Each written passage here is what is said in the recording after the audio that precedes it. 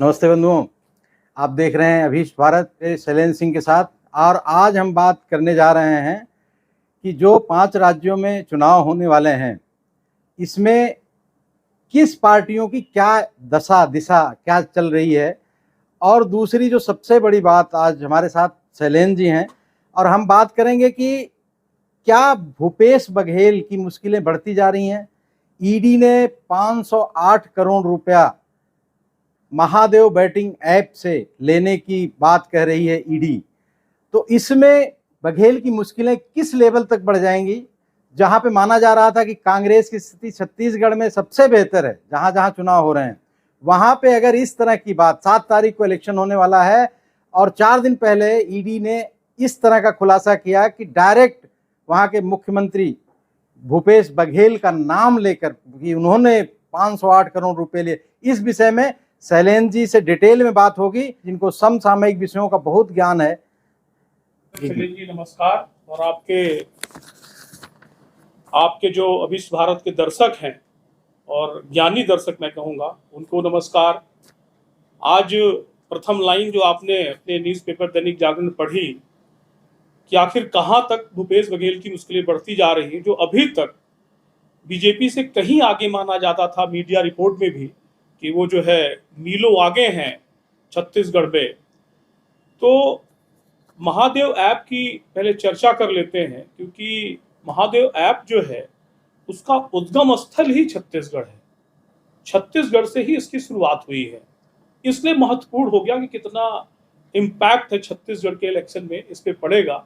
अब भूपेश बघेल की मुश्किलें कितनी ज्यादा बढ़ेंगी।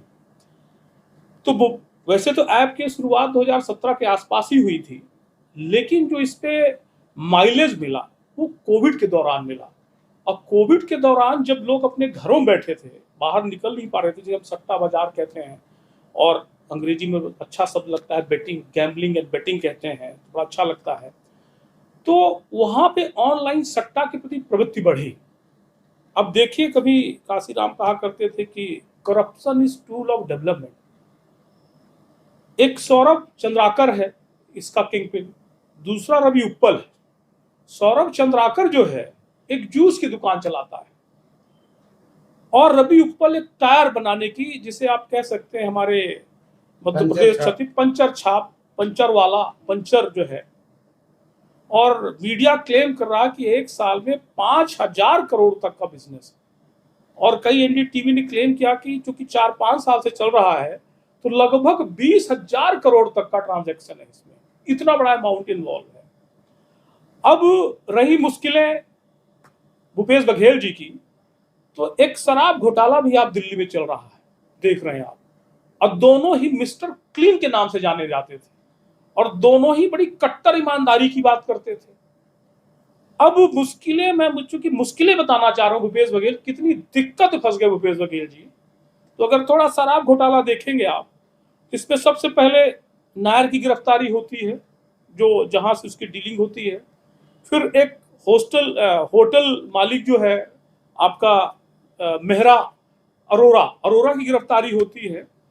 उसके बाद गिरफ्तारी होती है आपके एजुकेशन मिनिस्टर सिसोदिया जी की। फिर गिरफ्तारी होती है संजय सिंह जी की। अब आ जाती है मुख्यमंत्री केजरीवाल के ऊपर। कुछ ऐसा ही कुछ महादेव ऐप में भी है। ये स्टार्ट होता है कहां से? कंप्लेन से, छोटी सी वो कंप्लेंट होती है। एक अभिषेक नाम का व्यक्ति, आप ही ने बताया, अभिषेक व्यक्ति का नाम दुर्ग में काम करता है और वही चीज को मैनेज करता है। वहां के जब पुलिस ऑफिसर ने, और इनफैक्ट कई कंप्लेंट कई जगह फाइल होती है, इवन पाकिस्तान तक में, भोपाल में, हैदराबाद में, पुणे में, कई जगह। लेकिन मेन जो स्थान आया जहां से कई जगह ईडी का नोटिस गया, वो है छत्तीसगढ़। चाहे फिल्म स्टार रहे हो, चाहे ऑफिसर्स रहे हो, बिजनेसमैन रहे हो, स्टार्ट होता है छत्तीसगढ़ से, रायपुर की। ये तो मैंने भी देखा है कि छत्तीसगढ़ पुलिस ने ही सबसे पहले ये कहा कि 5,000 करोड़ का घोटाला किया है महादेव ऐप ने। छत्तीसगढ़ पुलिस ने इस इन्वेस्टिगेशन शुरुआत की थी शुरू में, लेकिन बाद में देखा गया कि डे बाय डे ये मामला बढ़ता गया। और खास करके फरवरी में जो एक बता रहे हैं चंद्राकर, हाँ, सौरभ चंद्राकर की विवाह समारोह, शादी में महाराजा सौरभ चंद्राकर के, ये महाराजाओं की शादी देखी है। हाँ, अद्भुत शादी जिसमें सारे फिल्म स्टार आपके मतलब ऊपर से लेके नीचे तक, टाइगर श्रॉफ क्या, विशाल ददलानी, सुखविंदर, हिमा हाँ कुरैशी, जितने ही है सब वहां पे जाके। रणवीर कपूर तो बिल्कुल बाकायदा इसके प्रमोटर भी हैं, इसको हाँ। प्रमोट किया रणवीर कपूर एक्ट्रेस ने। तो हमारे प्रमोटर में समझ तो से और भी लोग थे, हाँ, रणबीर कपूर भी थे। मैं तो आप ही की बात को सपोर्ट कर रहा हूँ कि कहा जाता है कि ग्लैमर वर्ल्ड में और राजनीति में एक कहावत है कि बाप न भैया सबसे बड़ा रुपया, बाप न भैया सबसे बड़ा रुपया। तो ये आप ही ने कहा कि कई बार इतने जिम्मेवार लोग होते हैं, एक्टर लोग, राजनेता लोग, तो कम से कम देख तो लो कि किसके पास किसके यहाँ जा रहे हो। माफिया है, गैम्बलर है ना, हिस्ट्री सीटर है, क्या एक बार देख तो लेते। इन लोगों ने जो समाज के प्रति इनका दायित्व है निर्वहन करने पे, फिल्म इंडस्ट्री तो बर्बाद हो ही रहा। अभी आपने देखा होगा कि नरकोटिक्स एनडीपीएस का कितना बड़ा मामला हुआ, और इस तरह के चरित्र जो प्रदर्शित कर रहे हैं, तो मुझे लगता है कि ग्लैमर वर्ल्ड का भी, चाहे आपका हिंदी सिनेमा हो और चाहे राजनीति भूपेश बघेल जी हो, मिस्टर क्लीन की इमेज पे धब्बा तो लगा ही है। और आप ही के अनुसार मैं मेन मुद्दे पे आ रहा हूँ कि जब उसने अभिषेक ने कंप्लेन की, कि कंप्लेन क्या कि भाई इसमें दो लोग इन्वॉल्व हैं जो मेन किंगपिन है, सौरभ चंद्राकर और रवि उत्पल।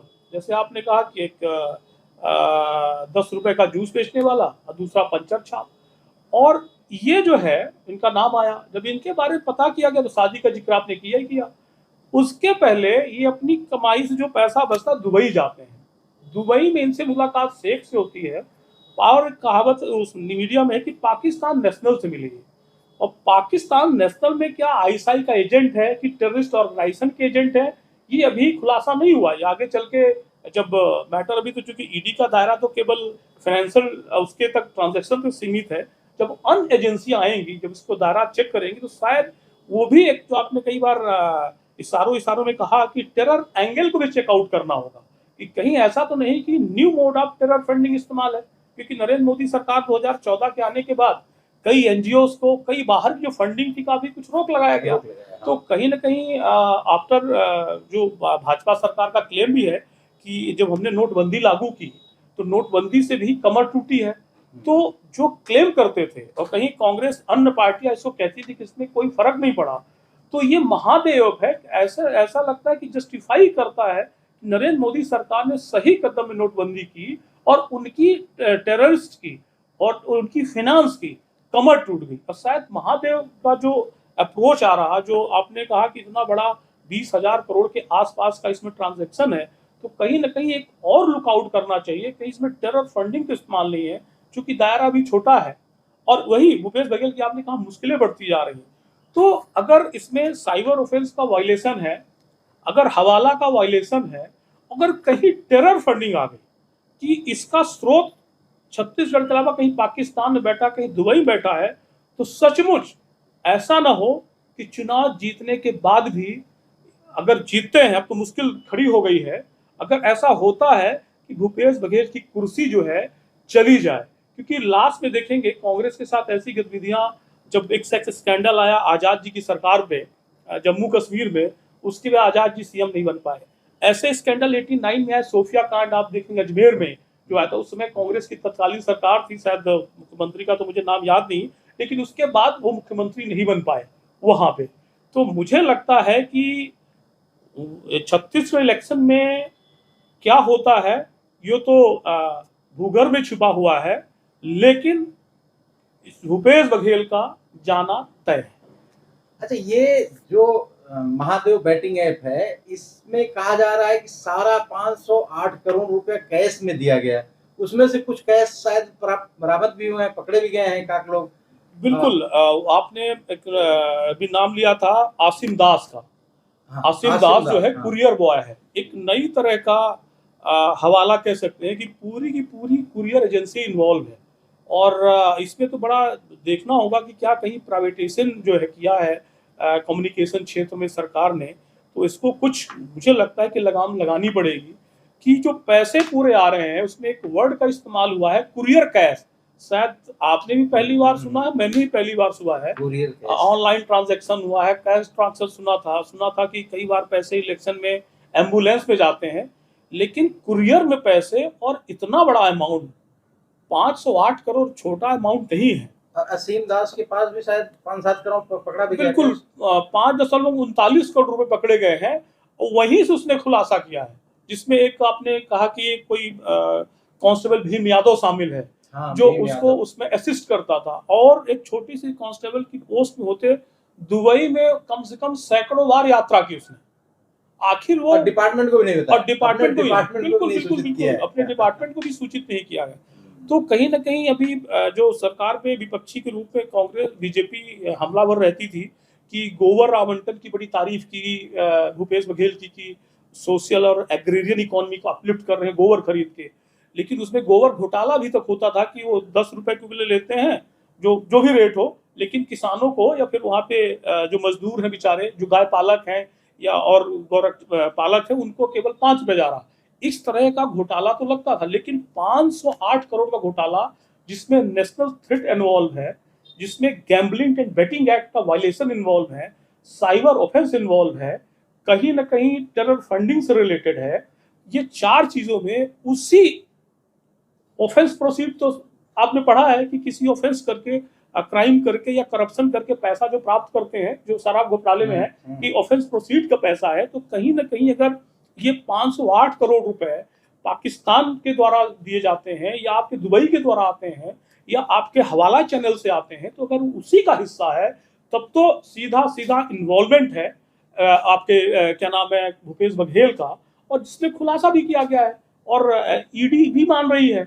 और जो चैन है, जो इनकी चेन वर्कआउट कर रही है, सौरभ चंद्राकर की, उप्पल की, अभिषेक जो है वो जो कर रहा है, जो असीम दास कह रहा है, तो जो चेन बढ़ती चली आ रही है। और सबसे बड़ी खास बात है कि 2017 के आसपास थोड़ा शुरू होता है, 2018 में जो है भूपेश बघेल की सरकार आती है, और 4 साल में ईडी भी कह रही है कि 4 साल के अंदर लगभग 1 साल में 5,000 करोड़ का ट्रांजैक्शन है। और कहीं हम आप पढ़ रहे थे कि मीडिया है कि 5,000 करोड़ तो अनुमानित है, 200 करोड़ का सीधा प्रॉफिट है, प्रॉफिट शब्द का प्रयोग किया गया है, 200 करोड़।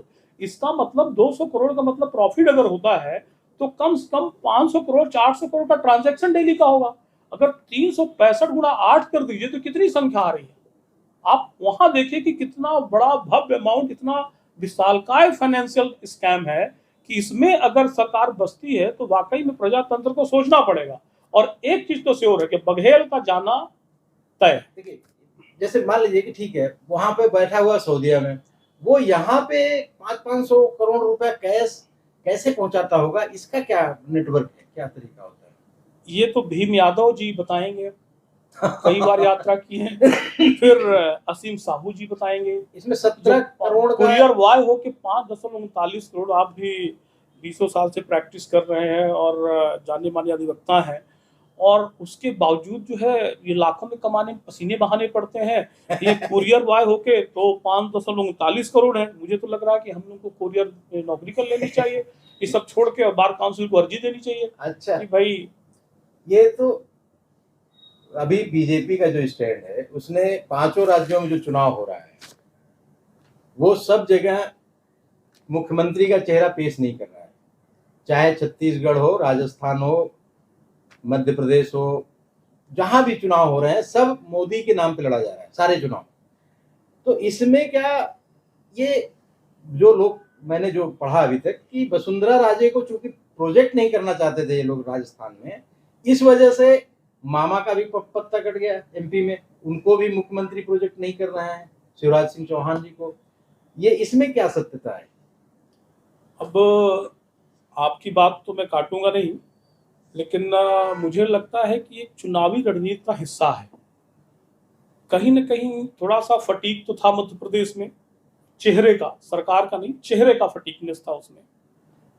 राजस्थान का आपने स्पेशली चर्चा की, और कहा गया कि वसुंधरा राजे जी को साइड लाइन करने का प्रयास किया गया, लेकिन लगभग जितनी मैंने रैली देखी है, और वैसे भी प्रधानमंत्री जब मनमोहन सिंह चेहरा हो सकते हैं तो प्रधानमंत्री मोदी जी तो बहुत एक्टिव है, वो हर राजनीति में और पॉलिटिकल पार्टी, पॉलिटिकल जो जिनकी ड्यूटी है वो पूरी करते हैं, तो चेहरा सबसे बड़ा तो वही है।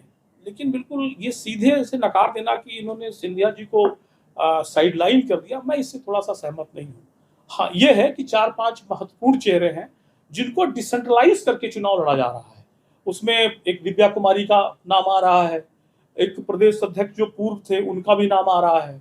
दूसरा एक बड़ा नाम और बड़ी तेजी से उभर के आया है बाबा बालक नाथ का, जो एक तरह से नैरेटिव सेट किया जा रहा है। वो अलवर से विधायक का चुनाव लड़ रहे हैं और आपकी एक तिजारा सीट है, बिल्कुल आपकी कुछ दिन पहले उस इलाके में आपने दंगा सुना था नूह वगैरह में, तो नूह से लगी हुई सीट है। तो एक नैरेटिव सेट किया जा रहा है कि एक और योगी आ रहा है राजस्थान में, तो वो भी है। तो ऐसा नहीं कि केवल एक चेहरा है या एक चेहरा पार्टी प्रमोट कर रही है, 5-6 चेहरे हैं। उसमें से तो आपके हिसाब से तो जो बिल्कुल कहा कि राजस्थान में तो सरकार बनना तय है, सीटों का खेल है, कितनी आती कितनी नहीं आती है और इन सीटों के कौन बाजी मारता है ये भी देखना है। लेकिन अभी मेरा मानना है कि वसुंधरा राजे नंबर 1 पोजीशन पर है और पार्टी उनको सिरे से नकार नहीं सकती। देखिए, जिस तरह से अभी तक जो देखा गया है कि वसुंधरा राजे का इतिहास जो है, वो जब राजनीति में आई, उनको उनका कहना है कि मुझे जबरदस्ती राजनीति में लाया गया। उन्हें 2003 में जब मुख्यमंत्री के लिए कहा गया, वो भाग गई, बाहर चली गई। उसके बाद उन्होंने सरकारें चलाई, 2 बार मुख्यमंत्री बनी। हर बार उनकी माना जाता है कि बहुत भयानक एरोगेंट हैं इंटरनली। अधिकारियों तक को कई दिनों तक इंतजार करना पड़ता है उनसे मिलने के लिए। उनके पास समय नहीं होता जनता में जाने के लिए।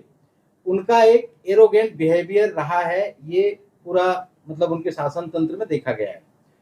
उसी तरफ देखा जाए तो दिव्या कुमारी जब से आई हैं, जब जहाँ तक मैं समझता हूँ कि वसुंधरा राजे ही दिव्या कुमारी को ले आने वाली थी राजनीति में।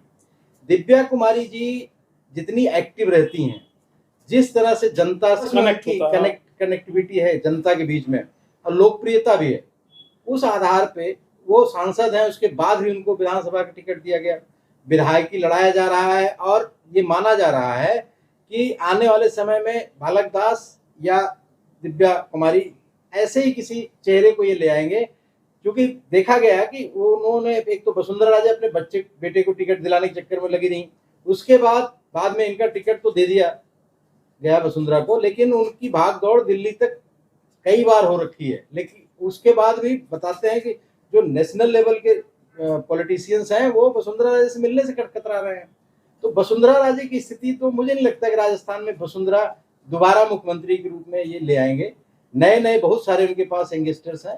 मेरी अपनी सोच है, बाकी आपको ज्यादा, आप इन सब विषयों में ज्यादा रुचि रहती है आपकी, आपको ज्यादा पता होगा। एमपी में क्या होगा, एमपी की क्या स्थिति है? शिवराज जी आएंगे या उनकी जगह कोई और आ रहा है? ये आपने बहुत अच्छा विषय उठाया और मध्य प्रदेश का इलेक्शन जो चुनाव है वाकई में भारतीय जनता पार्टी के लिए करोमरो की स्थिति है और संघ के लिए करोमरो की स्थिति है। उतना महत्वपूर्ण राजस्थान भी नहीं है जितना मध्य प्रदेश, क्योंकि मध्य प्रदेश में पहली जनसंघ की सरकार थी 1977 में और मध्य प्रदेश कहीं न कहीं हिंदी हार्टलैंड में खासकर वैचारिक स्तर का भी चुनाव है। वहाँ कुछ गुड़ गोबर होता है या कुछ इधर उधर होता है तो विचारधारा में भी असर पड़ेगा, क्योंकि संघर्ष के दौरान जब 3 राज्य जो विचारधारा के स्तर पे काम कर रहे थे, उसे महाराष्ट्र कह लीजिए, गुजरात कह लीजिए, मध्य प्रदेश हिंदी हार्टलैंड भी है जिसका इम्पैक्ट नॉर्थ और साउथ, ईस्ट एंड वेस्ट भी है।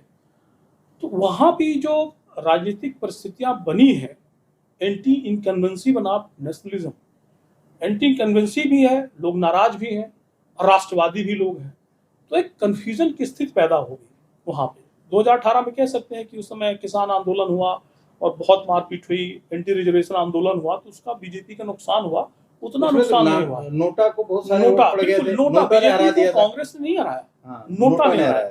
200-2500 भाजपा थी, 115 कांग्रेस पार्टी थी और जो 15 सीट से ऊपर जिसका अंतर मामूली 2000 से कम था, उसमें नोटा 9000, 10000, 8000 था, वो बीजेपी हारी थी। अगर नोटा नहीं होता तो भारतीय जनता पार्टी 2018 में भी 130 सीट सरकार बनाती।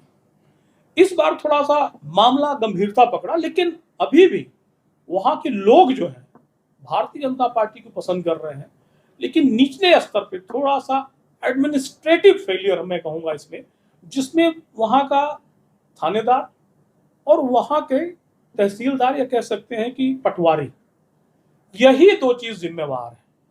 ये चीज उनको पता है। वो जब वहां के मध्य प्रदेश के लोगों से नॉर्मल डिस्कशन करेंगे तो यही कहेंगे कि शिवराज जिम्मेवार नहीं है, बीजेपी जिम्मेवार नहीं है स्थिति की, यहाँ पे केवल और केवल पटवारी और उस थाने का थानेदार शामिल है, इतने हैं वहां पे। बाकी जितने फेवर पे हैं भारतीय जनता पार्टी के, जो लाडली योजना की है मास्टर स्ट्रोक, बीजेपी का जिस लोग मीडिया वाले दे रहे थे कुछ दिन पहले कि 45 सीट आएगी, 50 सीट आएगी, आज ही मैं कह रहा हूं कि भारतीय जनता पार्टी लाडली योजना के दम पे और प्राइम मिनिस्टर की जो हाउसिंग स्कीम है, प्रधानमंत्री जो घर योजना है, हाँ। उस आवास योजना जो है उसके दम पे भारतीय जनता पार्टी 100 सीट के ऊपर जा रही। और तीसरा सबसे बड़ी बात है, राम मंदिर आपके सामने आ रहा। मध्य प्रदेश के लोग राम भक्त होते हैं, मुझे ऐसा लगता कि फिर भाजपा 120 सीट पार करेगी 17 तारीख को। और ऐसे भी 17 सितंबर मोदी जी का जन्मदिन होता है, तो 17 नवंबर के दिन भी एक गिफ्ट देगी नरेंद्र मोदी को मध्य प्रदेश का भारतीय जनता पार्टी की सरकार बना के। चलिए, और तेलंगाना क्या स्थिति है आपके हिसाब से? तेलंगाना में बीआरएस रिपीट कर रही है। अब ये कह सकते हैं कि वहां पे गिरगिट माने जाते चंद्रशेखर राव जी, उनका नाम था तेलंगाना राष्ट्रीय समिति, रीजनल पार्टी थी, तो मोदी जी से टक्कर लेने के उसको बीआरएस नाम दे दिया। तो अब ये है कि वहां लड़ाई दो गिरगिटानों के बीच में है। एक कांग्रेस है जो करप्शन का पर्याय है, और आपने देख लिया भूपेश बघेल के रूप में देख लिया, इंडिया अलायंस के जो केजरीवाल है उनके समर्थक हैं ये लालू यादव, अखिलेश यादव, जिनका हाथ लिप्त है। तो वहां पे लड़ाई बड़ी सीधी है जो, और वहां पे रीजनल लेवल में भी काफी करप्शन का इल्जाम लगा रही कांग्रेस वहां पे बीआरएस के ऊपर। तो करप्शन वर्सेस करप्शन, दो गैंग है, जो दो बिल्कुल जो पार्टियां हैं जो करप्शन में प्रॉपरली लिप्त हैं और शामिल हैं। भारतीय जनता पार्टी जो टीआर राजा को शामिल किया है, निश्चित रूप से वहां के जो राष्ट्रवादी लोग हैं, जो एक ऐसे लोग हैं जिसको राष्ट्र से प्रेम है, जिसको एक तरह से उत्पीड़ित किया जाता था चंद्रशेखर राव के द्वारा भी और कांग्रेसों के द्वारा, उनको बल मिला है। तो वहां पे भारतीय जनता पार्टी के अच्छे प्लेयर के रूप में स्टेब्लिश होगा। और मैं बता रहा हूं, आपको लिख के दे रहा हूं कि भारतीय जनता पार्टी वहां सबसे बड़े दल के रूप में तो नहीं आएगी, लेकिन सरकार बनाने में एक अहम भूमिका होगी वहां पे तेलंगाना में। टी राजा ही तो एकमात्र विधायक थे बीजेपी के, टी राजा को भी बीच में निकाल दिया था। अब बहुत सारे जितने भी इनके सांसद हैं, चाहे राज्यसभा के हो, लोकसभा के हो, सबको विधानसभा लड़ाने के लिए भेज दिया है। और हर प्रदेश में किया बीजेपी ने, तेलंगाना में नहीं, राजस्थान, एमपी, छत्तीसगढ़, सब जगह जो इनके मतलब सेंट्रल के पॉलिटिशियन हैं, वो उन सबको प्रदेश में भेजा है लड़ने के लिए कि आप प्रदेश संभालो। इसके पीछे क्या सोच हो सकती है भारतीय जनता पार्टी की? एक चीज अगर आप देखें गौर से, 25 सीट में 2500 लोकसभा उम्मीदवार भाजपा जीती थी 2019 के इलेक्शन में, बावजूद की सरकार भाजपा की राजस्थान में नहीं रहती। 2018 में कांग्रेस बीजेपी हारती है मध्य प्रदेश में मामूली अंतर से, महदार विधायक से, लेकिन 29 सीट में 28 सीट भाजपा जीतती है लोकसभा मध्य प्रदेश में। आप तेलंगाना का मैटर देखिए, आप तेलंगाना में भारतीय जनता पार्टी का एक एमएलए है, लेकिन 4 सांसद हैं, 4 लोकसभा एमपी हैं और एक दो उन्होंने राज्यसभा बनाए हैं वहीं से। तो बट नेचुरली जिस कॉन्स्टिट्यूंसी में, एक लोकसभा कॉन्स्टिट्यूंसी में 7 से 8 एमएलए होते हैं, आज भारतीय जनता पार्टी का 4 एमपी वहां पे 32 सीट के तो कम से कम संघर्ष पे है, क्योंकि उनका सांसद वहां पे है, उस लोकसभा में सांसद है। और सांसद ने तो काम किया होगा, जिस तरह से मोदी जी ने योजना भेजी है और योजनाओं का आपका रूपांतरण हुआ है, एप्लीकेशन हुआ है इफेक्टिव रूप से, तो सांसद का रोल तो होगा ही एटलीस्ट अपने कॉन्स्टिट्यूंसी में। इतना तो हम कह सकते हैं कि सांसद होने के नाते हर विधानसभा में जाके वो कह सकता है कि हमने ये काम किया है, जिससे निगेट किया जा सके जो एमएलए वहां के हैं, तेलंगाना टीआरएस के हैं, बीआरएस के हैं और कांग्रेस को है। तो मुझे लगता है कि कहीं न कहीं जो विकास कार्य मोदी सरकार के हैं, जो राज्यों में किए गए हैं, तो सांसद वो गिना सकते हैं। इसी स्ट्रेटजी के तहत मध्य प्रदेश में, राजस्थान में, और खासकर इसका लाभ मध्य प्रदेश और राजस्थान से ज्यादा तेलंगाना में है। और तेलंगाना में एक पाइवेटल प्लेयर के रूप में, एक मजबूत खिलाड़ी के रूप में भारतीय जनता पार्टी स्थापित होगी। और जो नुकसान आपके कर्नाटका में हुआ है, तेलंगाना उसकी भरपाई करेगा और तेलंगाना एक नए द्वार के रूप में स्थापित होगा, दक्षिण द्वार के रूप में भाजपा के लिए। चलिए, अच्छी बात है आप इतना कर रहे हैं। और मिजोरम में क्या पोजीशन है? मिजोरम में तो बीजेपी सहयोगी दल के रूप में है शायद वहाँ पे। हाँ, बिल्कुल सही कहे, मिजोरम एमएनएफ वहाँ की मुख्य दल है और आपके वहाँ पे जोरमथांगा जी मुख्यमंत्री हैं, और 2014 से ही उन्होंने एनडीए अलायंस में शामिल हुए थे।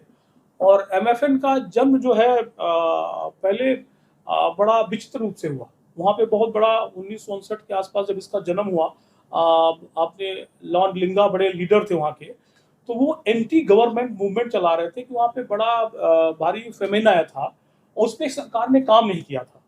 तो जब मिजोरम राज्य नहीं बना था तब से एमएफएन काम कर रहा वहाँ पे। मिजोरम राज्य आया 1987 में, आज से 25 फरवरी 1987 में आया, और इस दल की घटना हुई थी 25 मार्च 1966 में हो गई थी। संघर्ष इनका 1959 से चल रहा था। तो इनका एस्टेब्लिशमेंट था एंटी गवर्नमेंट मत कहिए, कांग्रेस सरकार के आक्रमणता के खिलाफ इनका संघर्ष था। 1914 से कहिए 204 में जब लुक ईस्ट पॉलिसी का 2000 भाजपा सरकार 97 में आई, तो पहली बार north look east policy Vajpayee ji शुरू की कि ईस्ट की तरफ देखो, पूर्व की तरफ देखो। और मोदी जी ने जब 14 पे आए तो प्रॉपर बजट के साथ स्पेसिफिक रोल अदा किया। उन्होंने नॉर्थ ईस्ट डेवलपमेंट काउंसिल का गठन किया और उसके तहत विकास कार्य की तेजी की। तो कहीं ना कहीं जो एंटी गवर्नमेंट की भावना थी वो दूर हुई। ये आप अगर त्रिपुरा से जोड़ रहे हैं, हाँ, एक जरूर आपके पॉइंट से सहमत हूँ। आपने इंगित किया था कि त्रिपुरा में जो भी संघर्ष चल रहा है, मणिपुर में उसका क्या इम्पैक्ट पड़ेगा। उसका इम्पैक्ट है थोड़ा सा, क्योंकि मीजो जो ट्राइब्स हैं वो कहीं चीनो म्यांमार टाइप से अपने आप को जोड़ती हैं, जो मीजो होते हैं।